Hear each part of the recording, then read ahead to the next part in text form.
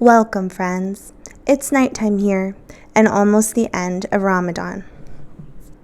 We're getting ready to head out on vacation with lots of other families who will be celebrating here in Malaysia. But before I head out, I want to take some time to get this story out to you. This is the story of a significant Duggar-related IBLP scam allegedly perpetrated on fans and snarkers of the Duggar family. The woman behind all of this started running the scam in 2009 and kept it going for several years. First, let's talk a little bit more about the environment and groups that made it all possible. Background. Most people who watch my channel and subscribe are highly aware of the Duggar family and keep up with the latest news about the IBLP. But back in 2009, people were just starting to gather together in places like YouTube, Reddit, and Tumblr to talk about and compile information about what was going on behind the scenes with the Duggars. A big part of this effort centralized around one Duggar family member, Jinger Duggar. Jinger Duggar is the sixth of 19 children born to Jim Bob and Michelle. Right now, in 2022, most people are interested in the Duggars because of Josh Duggar and his recent trial. But back around 2009, Jinger Duggar had risen to fame on the show 19 Kids and Counting, and she was specifically singled out by fans. In 2005, a forum was started online called Free Jinger, named after the aforementioned daughter. This would become a major hub for this scam, but also the location in which the lies and manipulations were eventually uncovered. This group would go on to raise the alarm bells and save others from falling prey to one extremely selfish and potentially mentally ill individual. Funny to think of now. But back in 2005, Jinger was viewed as a bit of a rebel within the Duggar clan, mainly because she mentioned wanting to move to New York City and become a photographer. Fans also liked how they perceived Jinger to be the Duggar girl with a lot of unique personality traits. She liked coffee and drank it constantly on the show. She made funny or annoyed faces, while all the other girls seemed to keep sweet. Perceptions of Jinger have really changed nowadays, but back then people had a lot of hope for Jinger to potentially leave fundamentalist Christianity and experience more freedom than the other girls. Because there aren't any photos or videos related to the actual scammer I'm talking about, I'm going to display pictures of Jinger throughout this video. I'm going to be sharing funny memes or old pictures I've found that I had never seen before that I thought some of you might enjoy seeing. And I'll also be sharing a lot of interesting or quirky Jinger information and tidbits that will be written on the screen as I'm speaking in the video. The Free Jinger group did host and made a big deal about fundraisers for Jinger, money that could be held on for her or offered to her in case she wanted to break free on her own.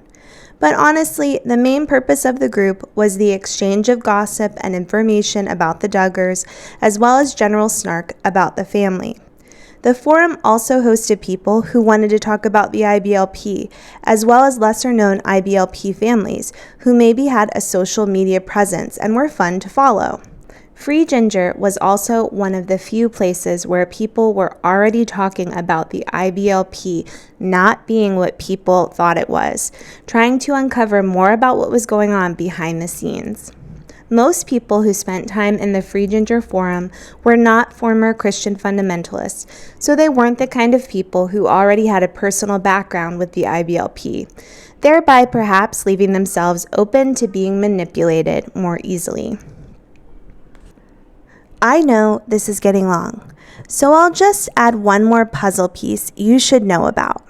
There were a couple of other popular blogs at the time, like No Longer Quivering and Recovering Grace, who were also talking about issues and negative interactions within the IBLP. But these bloggers had personal experience with the group, and they come up later in the story. Okay, we finally made it to where this all begins. So, with the IBLP-led Duggar family all over TLC, and some online watchdog groups like Free Ginger trying to gather information and potentially rescue IBLP survivors, a lady named Ruth entered the picture. All about Ruth. The name Ruth is a pseudonym used for privacy online, and it was part of the title of a popular blog called Razing Ruth. Razing Ruth, hosted by Blogspot, was a blog wherein a lovely young lady named Ruth told us all about her life and her fight to escape the IBLP. Ruth claimed her therapist, whom she was meeting with outside of the group, suggested she should start a blog to write about her traumas and feelings regarding the restrictive religion and everything going on with her family. Ruth told us she was a young woman in her mid-20s who left her family so she could try her hand at attending college, which wasn't allowed by her strict parents. Initially, Ruth's story seemed very in line with what most people had come to expect from an IBLP survivor. She claimed to be born in 1984 to parents deeply involved within the IBLP. She had 10 siblings, although one died as a child. They were all homeschooled using the curriculum of ATI. Ruth was the oldest girl, and much like Jana within the Duggars, she took on a lot of personal responsibility for her younger siblings. Her parents were very strict. She acts incredibly naive and unprepared for the real world. Her story quickly gained traction, and her blog was endorsed by Vicki Garrison, a confirmed former Christian fundamentalist from the No Longer Quivering blog. From 2009 to 2013, Ruth shared many stories and more details about her difficult life on both her own blog, forums like Free Ginger, as well as writing for the No Longer Quivering blog. These stories pulled on the heartstrings of those who read them. Ruth was gaining a lot of attention and positive feedback from so many people online. But Ruth was also gaining something else, something many of her followers weren't aware of: a lot of money. Within forums like Free Ginger, Ruth was gaining so much support. Comments constantly praised her bravery. Then suddenly, seemingly out of nowhere, Ruth's strict father found her blog online and started posting mean, cruel, nasty things in the comment sections where all her supporters could see it. Shortly afterwards, Ruth responded by writing a long post to her supporters claiming that she had to run away from her family at age 16 because they tried to sell her into an arranged marriage with an abusive man, and this is why her father was still following and harassing her. People felt terrible for Ruth, and she gained even more support. Following this scandal, she continued to blog, and strangely, random people kept showing up in her comments, claiming to recognize her from her IBLP days, and Ruth would act afraid of people finding out about who she really was. She seemed scared, and again, people were worried about her. But some onlookers, specifically from the Free Ginger forum, started pointing out that Ruth was oddly sharing a large amount of personal and identifying information for someone who was truly scared of being recognized or afraid of her father. Moderators, or people in charge of conducting the conversations in the Free Ginger forum, started deleting and censoring negative comments about Ruth, making everyone feel that the moderators were overly supportive of Razing Ruth and not willing to even let people question the truth. The thing is, the stories on Ruth's blog were often confirming all the gossip and the worst possible fears everyone had about what was going on in the IBLP and behind the scenes with the Duggars. It seemed like maybe the moderators in Free Ginger liked this and didn't want people questioning the authenticity.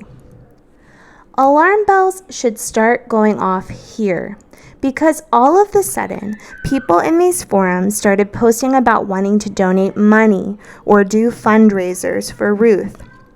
Seemingly, she hadn't asked for anything, but she was posting a lot of stories on her blog indicating that she was struggling. The scam. For Ruth, when it rained, it poured. Ruth was constantly sick, injured, or down on her luck. Through the years, Ruth blogged about random medical procedures and hospitalizations. She also made it clear bills were adding up for her. Her followers were the first to insist that she post a PayPal account. Thank God she had so many generous supporters who wanted to help her. Free Jinger didn't allow people to ask for money, but somehow Ruth kind of got around this because Ruth never brought it up.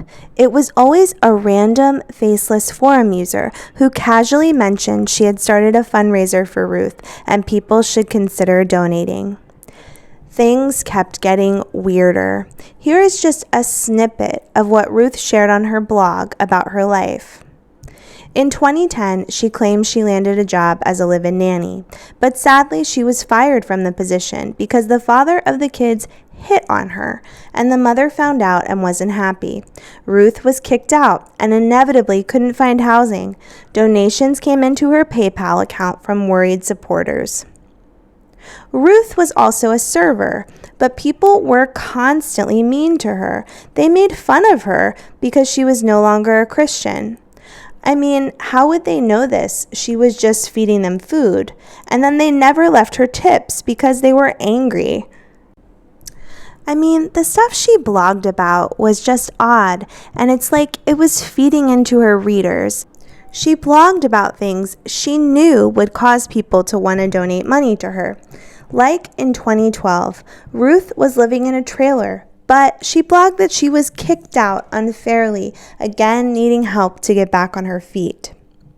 Ruth also wanted to be a librarian. She didn't have a degree, but somehow randomly got offered a librarian's job across the country. She needed money to move and live out her dream. Again, PayPal donations started coming in. The biggest and most confusing shenanigans Ruth blogged about involve a situation with Ruth's younger sister. So with this story, Ruth claimed to have a younger sister named Rachel. Rachel got pregnant out of wedlock at an ATI IBLP homeschooling conference. This seemed a little weird, knowing how crazy strict homeschooling conferences are, but anything is possible. Rachel was in trouble. She ran away and came to Ruth for help. So Ruth blogged about helping Rachel through the process of a private adoption. But Ruth needed help with the attorney fees for the adoption, and her supporters allegedly obliged. The baby was eventually adopted out to a non-religious lesbian couple who agreed to let the adoption be open, specifically so that Aunt Ruth could visit her niece whenever she wanted. Rachel ended up going back to her parents and was allegedly married off to an old widower. Later, when those who were scammed looked back at all of this, they realized that the whole saga only lasted over a period of approximately 2 months. A crazy short amount of time for all of this to go down, but the perfect amount of time to fundraise and collect money. Looking back today, it all feels so crazy, but it wasn't until 2013 that all of this would finally come to a head. It was time for Ruth to move to Chicago to start her new job as a librarian. Ruth started blogging about her cross-country trip, and this would be the final straw that broke the camel's back. It was the worst, most eventful trip ever. Ruth ended up needing some kind of weird surgery in the middle of moving to Chicago. Maybe it was for a broken leg, it's unclear. But because Ruth hadn't started her job, she blogged about how she had no health insurance and she needed help to pay her hospital bills and get to Chicago. Ruth needed money, and again, supposedly it poured in via PayPal. 9 days later, Ruth was in Chicago and blogged about starting her new job. What was going on here? Details on Ruth's life just didn't add up. Free Jinger members who questioned things early on were starting to feel more and more like they had been right. Ruth was blatantly asking for money now. Ruth also turned down anyone who offered to help with things like actual housing, free meals, anything that wasn't cash. So some of these Free Jinger members started digging. Eventually, the members brought evidence to the Free Jinger moderators that Ruth wasn't who she said she was, and within a few weeks, the moderators posted a thread exposing Ruth as a scammer. The truth about Ruth. Suffice it to say, everything Ruth said was a lie. Personally, I still don't know who Ruth really is, but the moderators at Free Jinger allegedly did. They used IP addresses and other information to track Ruth down and released Ruth's real name, which is allegedly Chris. They were also able to determine something crazy. Chris had many random internet accounts, and she used those accounts to pretend to be other people. Chris specifically used accounts to sign into the Free Jinger forum and convince people to donate money to Ruth. She was the one who created all the initial momentum to fundraise and donate money by pretending to be a random, uninvolved Free Jinger member. She even publicly gave herself information on how to set up a PayPal account. So Ruth was acting like she had no idea what a PayPal account was, and then she used her secret Free Jinger account to tell herself how to set up a PayPal account. And this was all done in order to convince other members that they should donate to Ruth and support her. People in the community were shocked.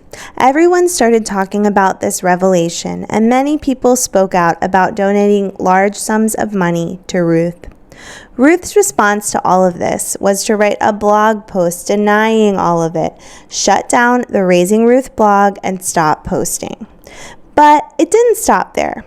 Because due to further sleuthing, supporters were able to find out that Ruth was actually the woman behind several other blogs that had also been debunked for being scams.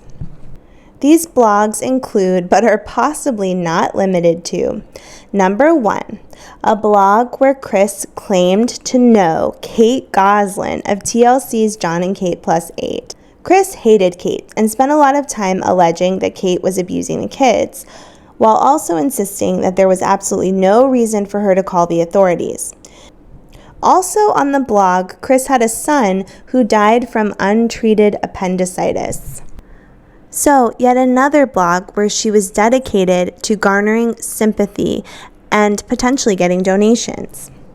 The second blog was one where she and her children were frequently facing discrimination for being atheists. On this blog, Chris had lupus, and one of her kids had appendicitis again around the same time as the blogger who did the Kate Goslin stuff. This blog came crashing down in 2008 when people connected it to the Goslin online blogger and started to ask questions. The third blog was a blog where she claimed to be a medical doctor and a writer on the TV series House, MD. This was her main blog, where she garnered a lot of attention. The fourth blog was also about being a writer for HBO's Big Love, a show about the FLDS. And the last blog was a blog where she claimed she was kicked out of a conservative Catholic family for being a lesbian. All of this information was obtained by following Chris's IP addresses, and then using that information to dig up some additional research on Chris. I do have to say that all of this is allegedly. It cannot be conclusively determined who Razing Ruth is. All we can say is that the people who did this research did their best to follow the IP addresses and found how everything seemed to fit together, with Ruth being the scammer that was behind all of the other blogs. Based upon the research I've done looking into it, it seems fairly legit to me, but who knows? Maybe they're scamming me about it as well. To add some fairness, I'm going to read to you Ruth's last blog post. She left the blog up, though she doesn't use it anymore, and you can check it out at razingruth.blogspot.com.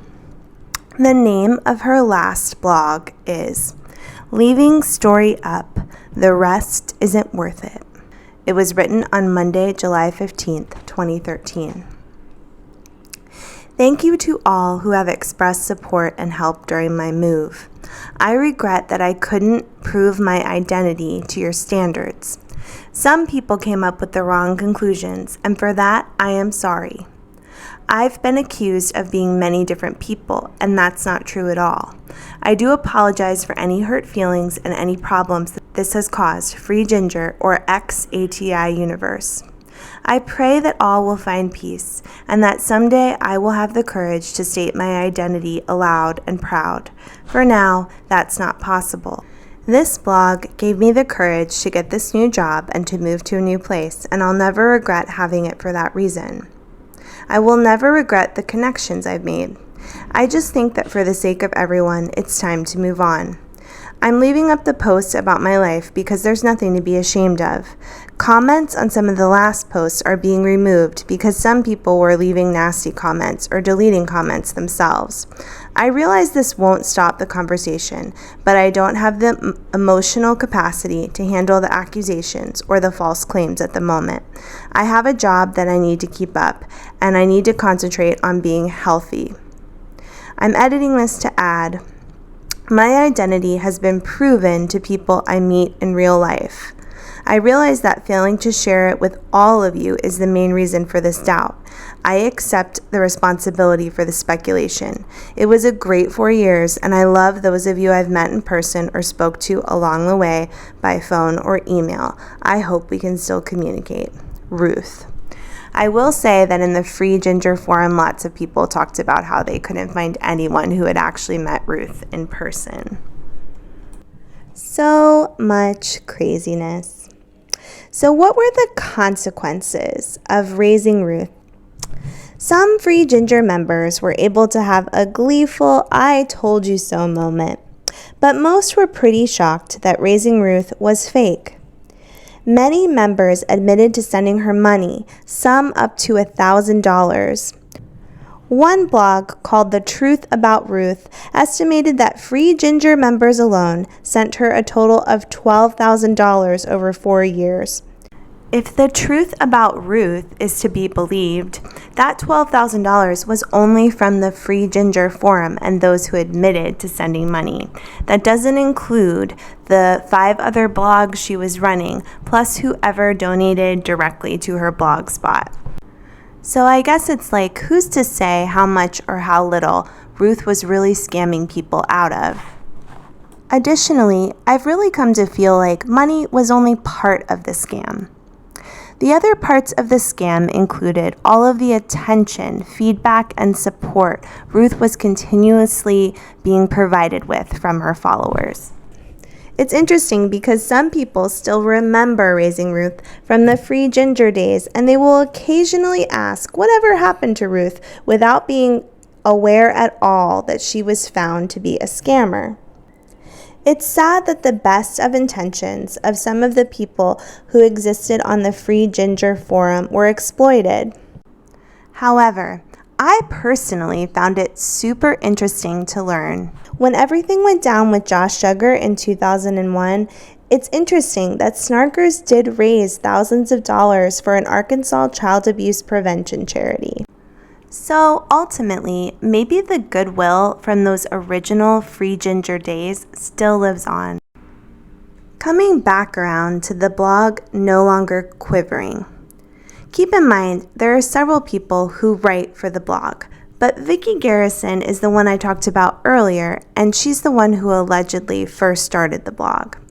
Vicki Garrison lost a significant amount of credibility during the Razing Ruth drama. People started to make accusations that even she embellished portions of her life story. And support with her among the ex-Quiverful community and Snark communities have soured over the past 10 years. It's unfortunate that someone like Vicky, who truly was part of a high-demand religious organization and dealt with a lot of issues related to her life within that organization, faced doubt and uncertainty from people around her, potentially partially because of what happened with Ruth. Despite the fact that some of the moderators on Free Jinger condescendingly defended Ruth and promoted her blog, there was never a shakeup in moderation beyond stricter enforcement of the existing terms of use. Most users accepted that a huge number of people were just taken in by Ruth's scam. However, around this time, private snark Facebook groups started to take off, many in response to the culture that had occurred on Free Jinger. Unfortunately, it's true that a lot of the online community hasn't really learned much from this scam. Myself included, I tend to try to believe a lot of what I read on Reddit. But some of the lesson learned has to be that people will take advantage of people online, which is one of the reasons why I always say that I reserve the right to change my opinion whenever I come across new facts. And I take everything with a grain of salt. I present a lot of things on my channel that could be considered rumors or even gossip, but I make it clear that they're from places like Reddit, and it's up to you, the viewer, whether or not you want to believe it or what you want to believe from it. One of the red alerts we should all be aware of is the fact that when someone starts asking for money or handout, it's possible the content they're sharing with us could be an exaggeration or even a lie in hopes of obtaining whatever financial gain they're looking for. For now, I hope you enjoyed this video. How many of you have heard of Free Jinger before, and did you ever participate in the forum? As for me, I need to head off to bed, but I hope that you will take some time to head down your own rabbit hole.